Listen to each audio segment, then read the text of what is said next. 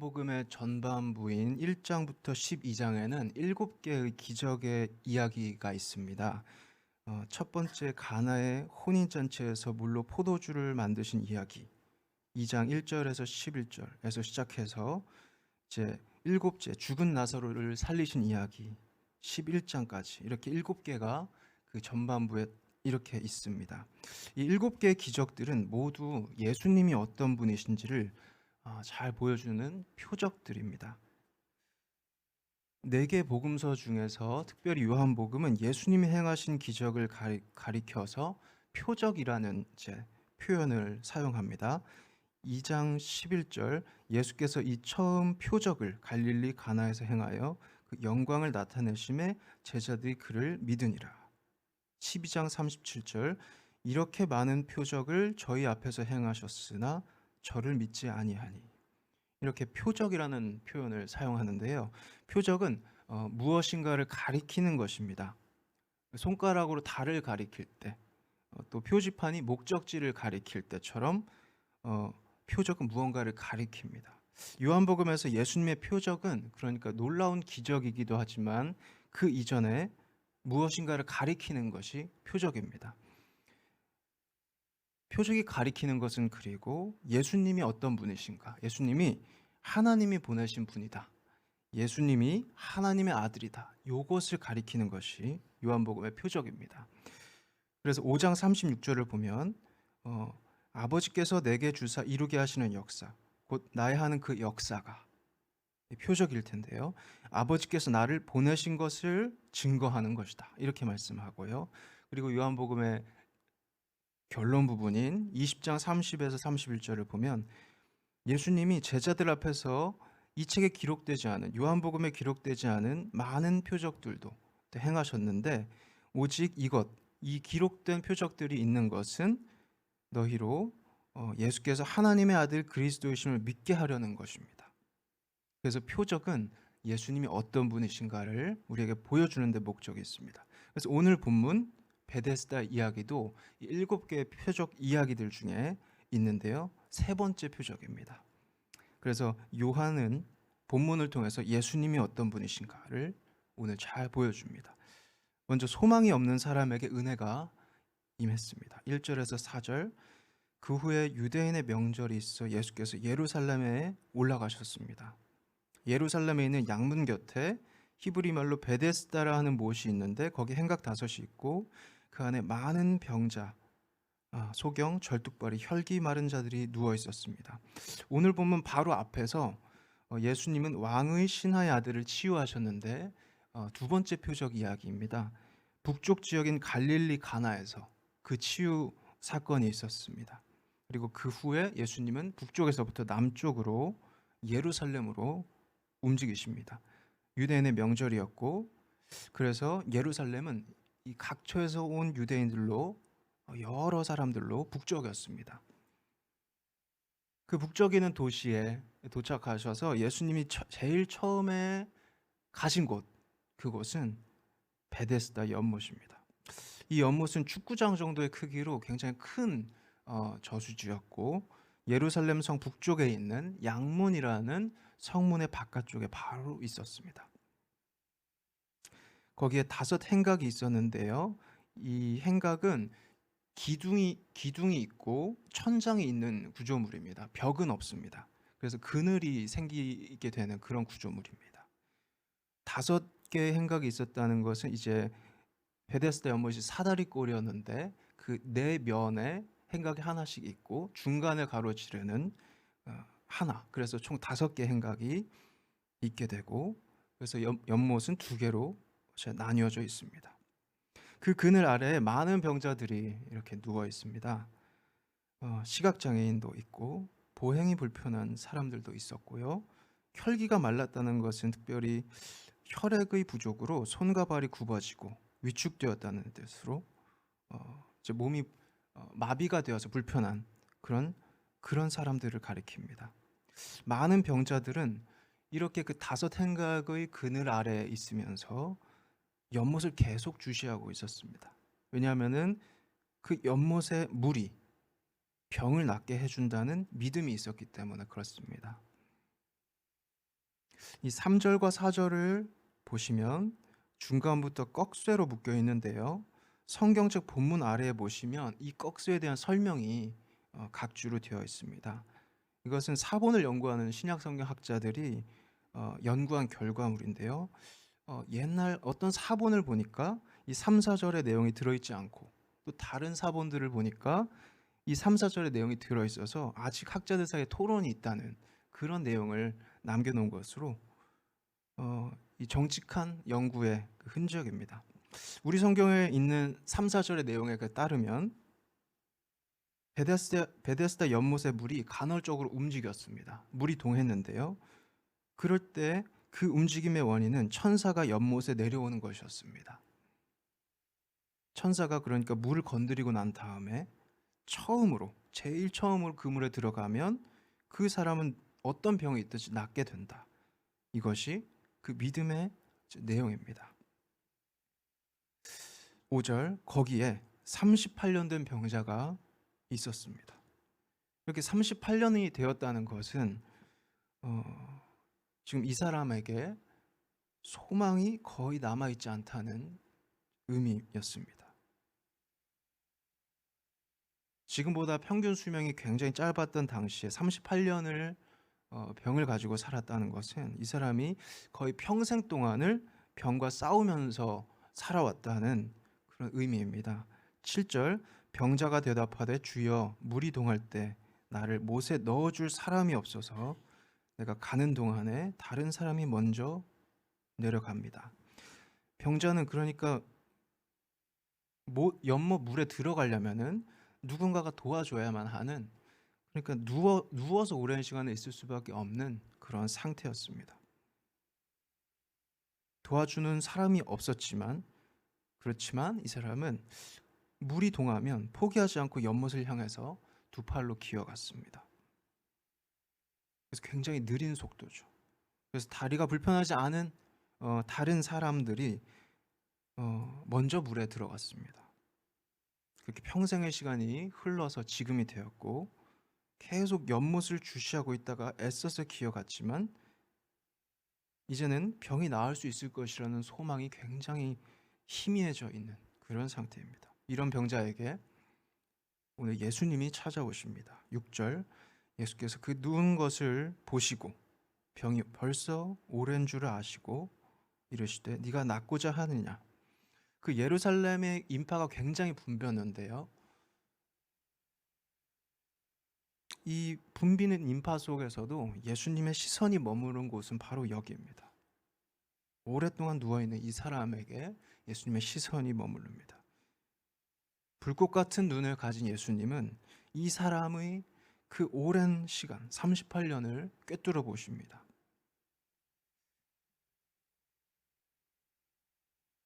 이 결핍이 너무 오래 지속이 되면 소망을 가지는 것도 여력이 남아있지 않아서 힘이 듭니다. 예수님은 지금 이렇게 네가 낫고자 하느냐 물어보시면서 그 소망을 새롭게 하십니다. 아직 나을 소망이 너에게 있는가? 8에서 9절 예수께서 가라사대 일어나 네 자리를 들고 걸어가라. 그 사람이 곧 나와서 자리를 들고 걸어가니라. 소망이 없던 사람이었지만 이 사람에게 은혜가 주어집니다. 예수님이 병자를 치유하셨습니다. 요한은 우리의 소망이 예수님 안에 있다고 이야기합니다. 이 놀라운 치유를 위해서 병자가 한 것은 아무것도 없는데요. 이 병자는 예수님이 누구신지도 몰랐고 치유가 된 다음에 당분간도 예수님이 누구신지 모릅니다. 아무런 공로가 없습니다. 이 공로 없는 환자에게 은혜가 주어졌습니다. 이 은혜의 사건으로 이 병자는 그 길었던 그 오래 지속되었던 38년의 끝을 만나게 됩니다.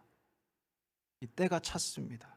예수님을 만나고 괴로운 시간이 끝납니다. 그런데 유대인들은 이런 은혜의 사건을 눈앞에 보고 또 보지 못합니다. 유대인들의 완악함인데요. 9절에서 13절 이날은 안식일이니 유대인들이 병 나은 사람에게 이르되 안식일인데 네가 자리를 들고 가는 것이 옳지 아니하니라. 대답하되 나를 낫게 한 그가 자리를 들고 걸어가라 하더라 한데 저희가 묻되 너더러 자리를 들고 걸어가라 한 사람이 누구냐 하되 고침을 받은 사람이 그가 누구신지 알지 못하니 이는 거기 사람이 많음으로 예수께서 이미 피하셨음이라. 이 안식일이라는 중요한 시간이 이제 비로소 이야기의 중간에 이제 알려집니다. 이날은 1절에서 말한 유대인의 명절이면서 거기에 더해서 안식일이었습니다. 그러니까 굉장히 중요한 대단한 날입니다. 유대인들은 이 38년 동안을 괴로움 속에서 지내다가 이제 막 벗어난 사람에게 시비를 묻습니다. 안식일에 물건을 들어서 옮기는 것, 너가 그 오랜 시간 그 누워있던 그 자리를 들고 옮기고 그 일어서서 걸어가는 그 일을 하는 것은 계명을 어기는 잘못된 일이다. 사실 십계명의 본문을 보면은 물건을 들어서 옮기는 그런 구체적인 일이 안식을 위반한다고 되어 있지는 않습니다. 이 두 본문은 출애굽기 20장과 신명기 5장에 십계명이 있는데요. 그래서 안식일을 기억하여 거룩히 지키라. 제7일은 아무 일도 하지 말라. 나 여호와가 7일에 쉬었음이라. 또 신명기 본문에서는 안식일을 지켜 거룩하게 하라. 제7일은 너의 하나님 여호와의 안식인즉 아무 일도 하지 말고 너같이 안식하게 할지니라. 너는 기억해라. 네가 애굽 땅에서 종이 되었더니 너의 하나님 여호와가 강한 손과 편팔로 너를 거기서 인도하여 내었나니 그러므로 안식일을 지키라. 이렇게 말씀하는데 하나님은 그 안식일을 주시면서 이 계명을 주시면서 오랫동안 이집트 종살이하던 그 사람들, 그 이스라엘 백성들이 하나님처럼 안식을 하기를 원하셨습니다. 하지만 당시 유대인들은 시간이 오래 지나면서 이 안식일 계명을 점점 넓게 해석하고 그 결과로 당시에는 금지 조항이 구체적으로 39개의 일을 금지하고 있었습니다. 이 조항들을 보면은 안식일에는 일상적인 업무에 해당하는 일, 직업적인 일 이런 것들은 하지 못하게 되어 있었습니다. 그런데 이런 구체적인 조항들을 기준으로 놓고 보아도 이 38년 된 병자가 자리를 들고 일어나는 것은 그의 어떤 일상적인 업무가 아니었기 때문에 위반은 아닙니다. 그러나 유대인들은 그치지 않고 계속해서 이렇게 묻습니다. 안식일에 너를 치유하는 일을 한 사람이 누구냐? 그 누구인지가 드러나면 칭찬하려는 것이 아니라요. 그 사람을 계명을 어긴 사람으로 정죄하려고 한 것입니다. 그러나 고침받은 이 사람은 예수님이 누구신지도 모릅니다. 그래서 알려드릴 수가 없습니다. 14절, 16절 그 후에 예수께서 성전에서 그 사람을 만나 이르시되 보라, 네가 나았으니 더 심한 것이 생기지 않게 다시는 죄를 범치 말라 하시니 그 사람이 유대인들에게 가서 이제 비로소 자기를 고친 이는 예수라 하니라. 그러므로 안식일에 이런 일을 행하신다 하여 유대인들이 예수를 핍박하게 된지라. 이제 사순절이 오늘 시작하는데요. 예수님이 당하신 고난과 십자가는 이렇게 시작이 됩니다. 예수님이 이렇게 핍박을 당하는 그런 상황 속으로 걸어 들어가십니다. 성전에서 예수님을 다시 만난 그 병자는 이제 이렇게 두 번째 만나고 알게 된 것입니다. 유대인들에게 가서 누가 자신을 고쳐주었는지 예수다 이렇게 이야기를 하는데요. 이 병자는 그 복잡한 핍박의 상황을 예상하지 못하고 순진하게 적대가 안 좋은 의도 없이 이렇게 순진하게 이야기를 한 것입니다. 그렇지만 예수님이 이제 핍박을 당하시게 됩니다. 이 핍박이 점점 거세어지다가 그 절정에서 십자가가 예수님께 이렇게 주어지게 됩니다. 하나님의 백성인 유대인들이 왜 예수님을 핍박하고 결국에는 십자가에 못 박았을까? 먼저 예수님은 오늘 본문에 이어지는 긴 어떤 강화해서 이렇게 말씀하십니다. 5장 42에서 43절. 다만 하나님을 사랑하는 것이 너희 속에 없음을 알았노라. 나는 내 아버지의 이름으로 왔음에 너희가 영접지 아니하나 만일 다른 사람이 자기 이름으로 오면 영접하리라.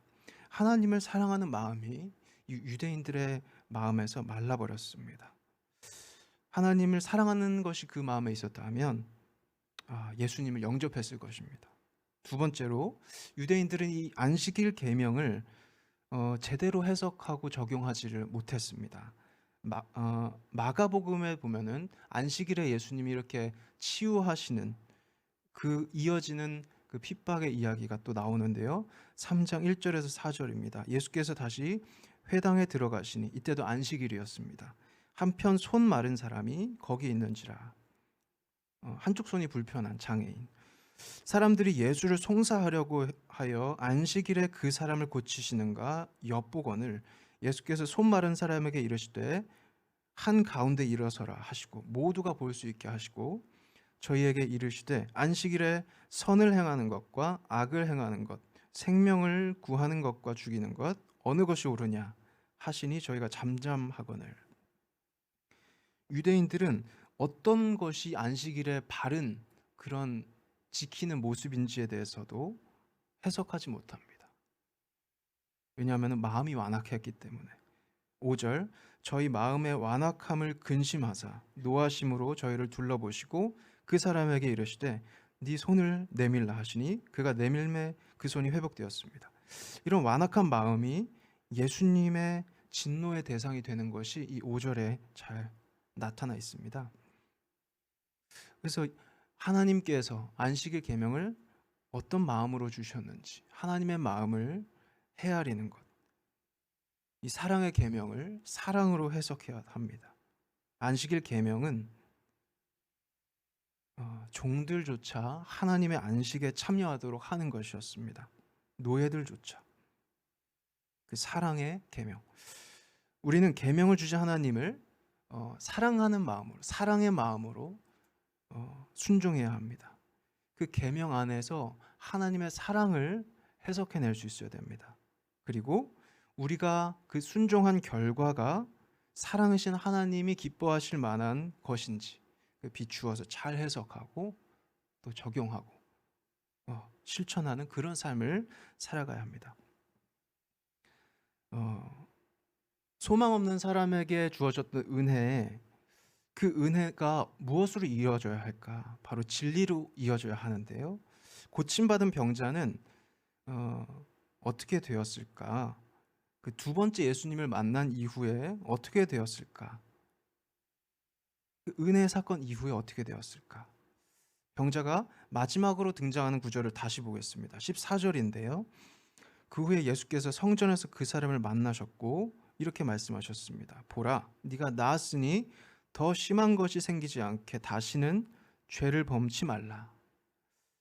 그 이후의 삶. 성경은 우리의 상상력의 공간을 남겨놓고 있는데요. 그 공간으로 한번 들어가서 생각을 해보면 이 병자가 예수님을 만난 것은 그 은혜는 시작입니다. 예수님을 만나기 위해서 아무것도 한 것이 없는 이 사람에게는 그 이후에도 이어지는 삶이 여기 있습니다. 예수님은 회개하고 삶의 다른 방향으로 나아가라고, 걸어가라고 말씀하십니다. 죄의 방향으로 걸어왔던 삶의 방향을 돌이켜서 그 시간을 마치고 이제는 하나님이 기뻐하시는 방향으로, 그 방향으로 이제부터 앞으로 계속 걸어가라. 예수님께는 하나님의 성품이 충만했는데 은혜와 진리가 가득 넘쳐서 우리에게까지 왔는데 우리도 그 은혜를 받은 이후에 그 관계, 우리를 언약의 관계 안에 불러주신 하나님께 합당한 그런 삶을 살아가야 합니다. 그래서 은혜는 진리로 이어져야 합니다. 자, 이렇게 말씀을 맺겠습니다. 소망이 없는 사람에게도 은혜가 주어졌습니다. 소망이 있습니다. 우리의 공로와는 관계없이 우리가 무엇을 하기 이전에 하나님의 은혜가 먼저 우리에게 주어졌습니다. 우리가 하나님을 사랑하기 이전에 하나님께서 먼저 우리를 사랑해 주셨습니다. 그러나 완악한 마음은 그 은혜의 사건을 보지 못하고 지나갑니다. 하나님의 사랑의 계명을 그래서 우리는 사랑으로 순종하고 잘 해석하고 적용을 해야겠습니다. 하나님의 은혜 이후에 진리에 따라 살아가야 하고요. 죄의 방향에서 돌이켜서 늘 새롭게 여호와를 경외하는 길로 다시 걸어가야 합니다. 사순절이 오늘 시작이 되는데 우리를 먼저 사랑해 주시고 찾아오시고 일으키시기 위해서 고난과 십자가도 마다하지 않으신 예수님의 은혜 안에 깊이 거하는 저와 여러분 되시기를 바랍니다.